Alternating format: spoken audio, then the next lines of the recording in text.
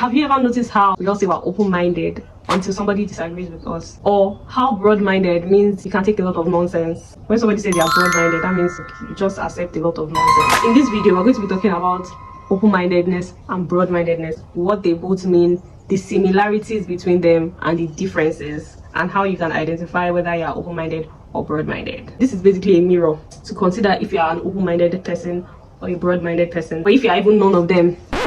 And I don't know what we should do about that. You can stay close-minded though, like a lot of us are thriving close-minded, especially black people. Let's get into it. So open-mindedness is the willingness to consider new ideas or opinions, even if they challenge your current beliefs. This means you are open to learning from different people, different faiths, different cultures, different lifestyles. You are open to learning about their principles, even inculcating some of their doctrines, trying to infuse it into what you already know, and using your intellect to weigh things. I'll be like, if I never knew about anything, does this actually make sense? Like, if I had no nuance, if I had no, like, I'm novel to the idea completely. Okay, so what can I actually learn from this person? Being like a child and being like, well, I can learn from anybody. That is what open-mindedness means. Broad-mindedness, on the other hand, is tolerance and acceptance of different behaviors or standpoints, even when they go against societal norms. Broad-mindedness, in the other sense, means that, wow, so this is how you actually think. That's amazing. And you're like, not judging them, but you're just like, okay. But that's on you. That's what you believe. That's your opinion. That's what you think. That's what you've experienced. But I don't believe that. Nah, that's not for me. Plain and simple. You can apply both. In fact, it's encouraged to apply both, but you need to know when to apply both of them. For example, this video was actually supposed to be about values and how values shape and impact your life and determine everything that goes on. It determines your relationships, it determines your personality, they determine the things you consider important. Everybody knows that, like, that's not just. But then I was going through Rokane's, I hope I'm pronouncing it well, Rokane's value survey, because the words are so weird. Can you imagine that a value is a comfortable life, an exciting life? That's what a value is. A value is a world of peace, a world of beauty. Like, why is that? Why can't it be beauty? Why can't it be peace? Do you get? Those are values. So you now bringing it and saying a world of, it's just a bunch of words that make a phrase and you're calling it a value. As well now. But then I saw broad-mindedness. I asked ChatGPT that, bro, what the heck is broad-mindedness? Like, isn't that open-mindedness? Why are these people using grammar? Like, ChatGPT was like, yeah, but not really. Like, they're actually two separate different things. And I was like, interesting. Like, what does it actually mean? And then I got to this point where I'm like, wow, that's so interesting. I never knew that broad-mindedness was a real thing. Broad-mindedness is not the same as open-mindedness. I didn't understand it until I applied it to something that I noticed. On Tuesday at work, I was going through my YouTube and then I saw a video from Jubilee. 3 Satanists versus 3 major religions. Can they see eye to eye? And I was like, huh? Satanists are now being very vocal about worshiping Satan. Like, I went into the video and they were saying a lot of things, honestly. They were saying that, oh, Satanists, they are not actually bad people. They just worship Satan, but their values, their principles are a bunch of nonsense, yeah? But my point is that, was I open-minded or was I broad-minded in that scenario? I was not open-minded. I can never be open-minded to such in Jesus' name. God forbid. But was I broad-minded? In the sense that I clicked on that video, I was like, oh, what do these people even want to say? That is broad-mindedness. So you can be open-minded in the sense that, oh, you want to now inculcate some of their principles, saying that, oh, they worship Satan, but they are still good people, they still donate to the poor, they still, no, Satanism is against God. Like, you're saying, like, F you to God. So why would anybody want to do that? Like, somebody that created you and that aside, let's not even get into that. I'm just trying to explain the difference between open-mindedness and broad-mindedness. Closed-mindedness is when you now go ahead and you're like, the fuck? Your concept is rubbish. Your ideology is rubbish. You people are doing rubbish. Rubbish. Do rubbish. That is closed-mindedness. And honestly, closed-mindedness is not bad in such a situation. If you watch Jubilee, their debate videos, it's always very nice. Normally, when I watch their videos, honestly, when they're talking, it made me realize that I'm not as smart as I think I am, because sometimes I can't follow conversations. There are sometimes that they'll be talking and I'll be like, excuse me, my dream is to one day be on Jubilee and be giving them I don't know, broad-mindedness here is like a more mature form of open-mindedness. Open-mindedness is like opening your windows to let the air in.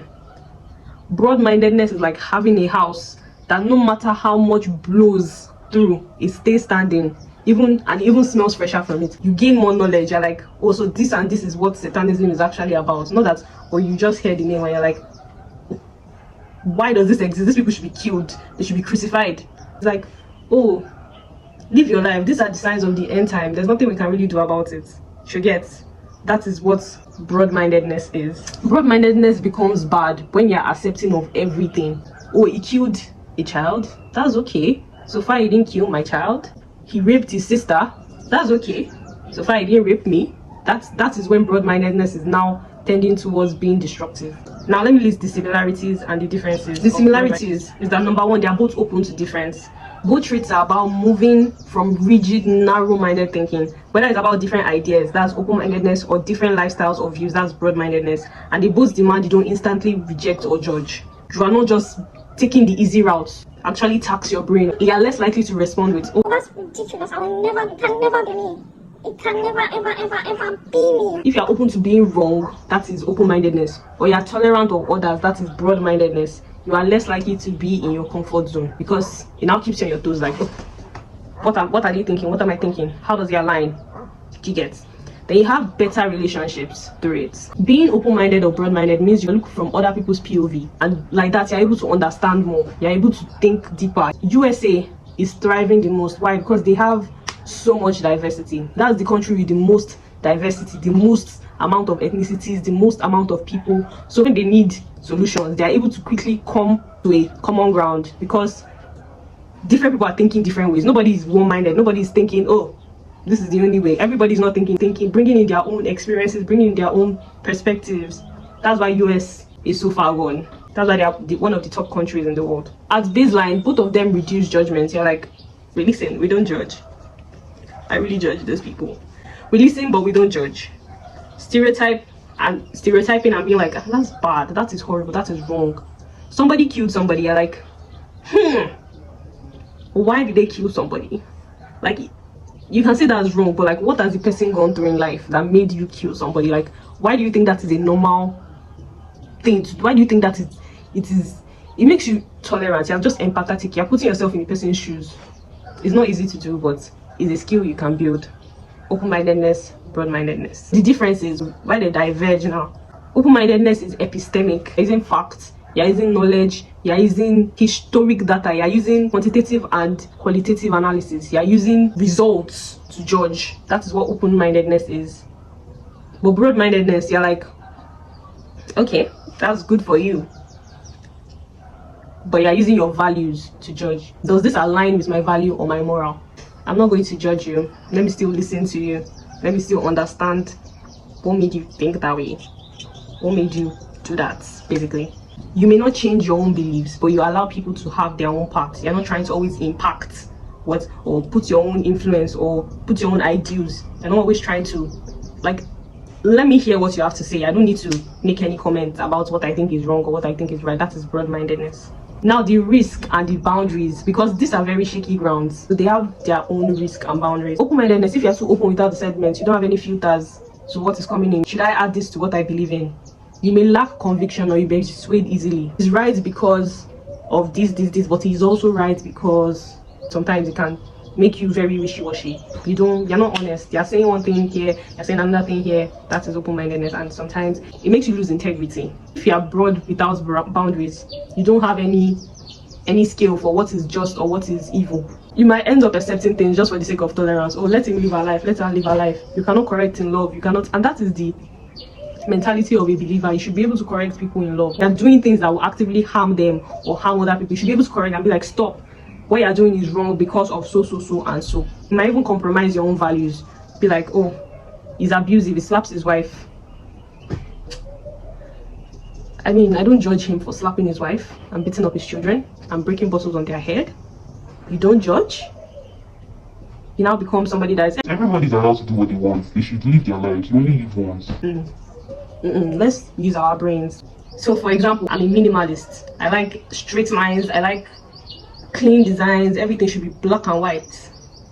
But somebody says, oh, They want decor. They want where there is a lot of color. It's very poppy. It's everybody is bringing in colors, splashing colors, that kind of art.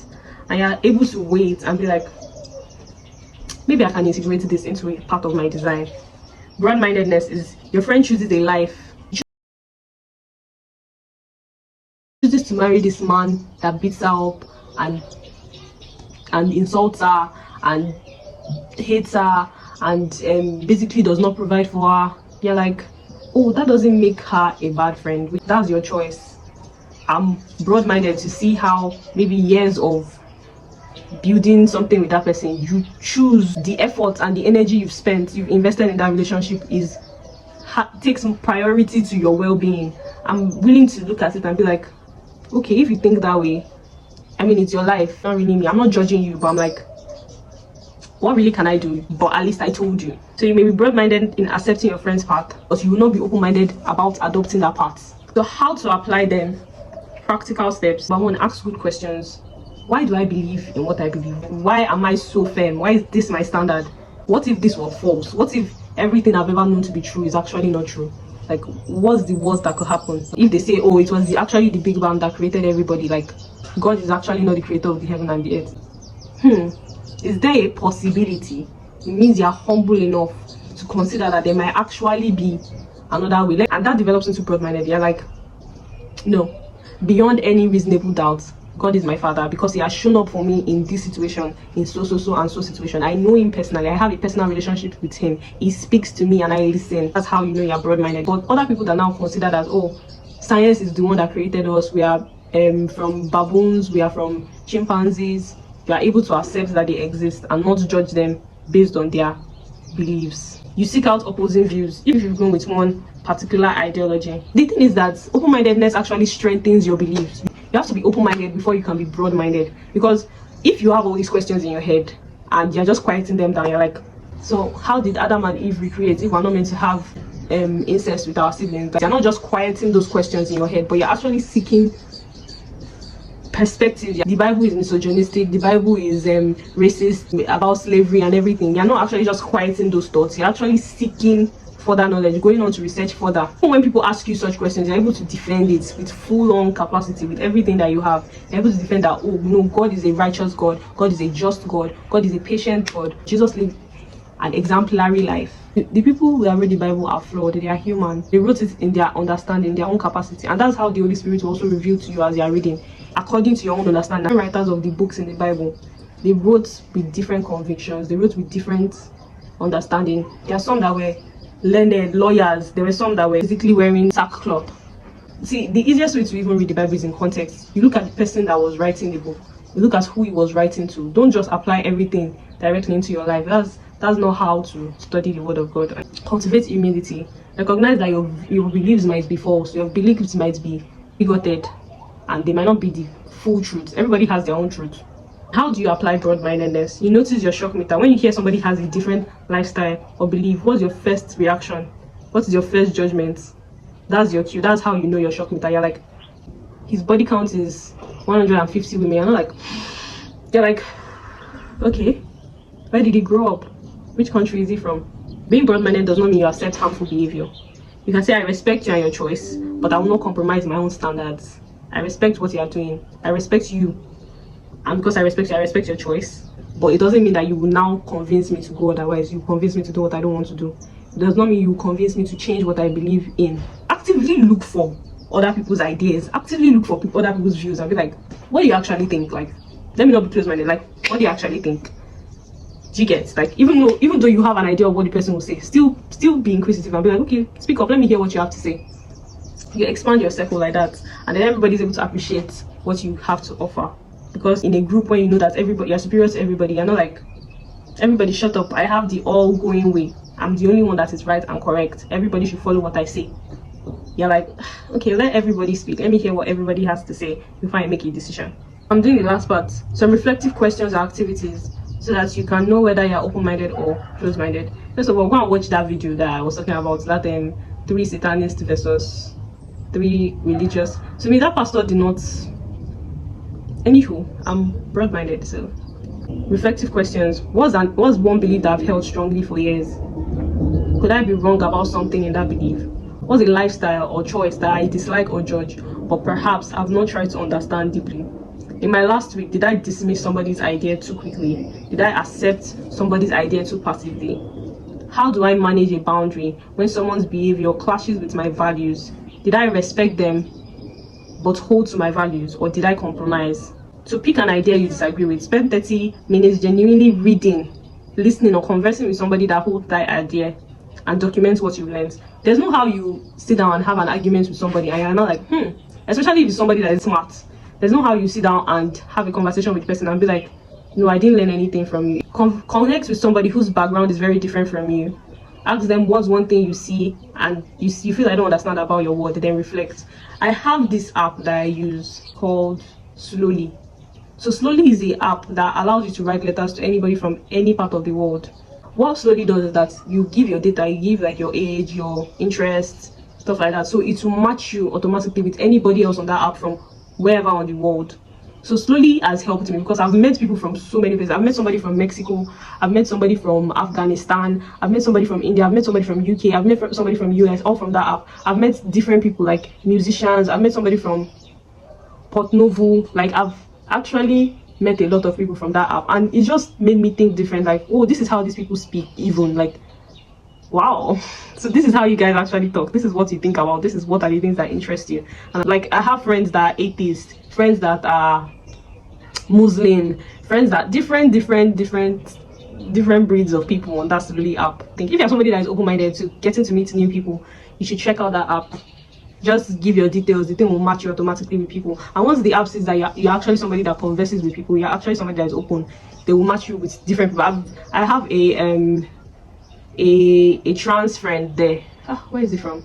I have one trans friend there. I have one guy that is into like, I have a lot of musician friends. I don't really like music, but a lot of my friends on that Slowly app actually are into music, different forms of music, country music. There are even some that, guy, I can't even, if we start that one, like so many amazing people I've met on Slowly. So if you're somebody that is open to meeting new people, you should check out that app. So think of a value you hold. Imagine somebody acts in a way that is disrespectful to that value. How do you respond in that situation? This even helps you to, when you visualize something like that, it helps you to put you in the shoes for when something like that happens, actually, so that you're able to defend your values, you're able to defend your ideas, your ideologies properly. Then make a short video or post where you talk about one change in your belief, something that you initially thought this was the all way all, but now you have like, not that you've changed your belief, but like you've revised how you see that thing. I'm going to make a video about something like that, and then how you were also able to convince somebody. So yeah, your comments are welcome. You guys should please, I want the chat box to be booming. Like, think about a situation that you've been broad-minded, another situation that you've been open-minded, and what you learned from those situations. I really want to learn from you guys, so as much as you can, just tell me, you know, let's have a conversation. So that will be the end of this video. This week I encourage you to be open-minded, to be broad-minded, but also know when to apply them and how to apply them. That's the wisdom of being emotionally intelligent. Yeah, so make sure you like, comment, subscribe, and I'll see you in the next video. Bye guys.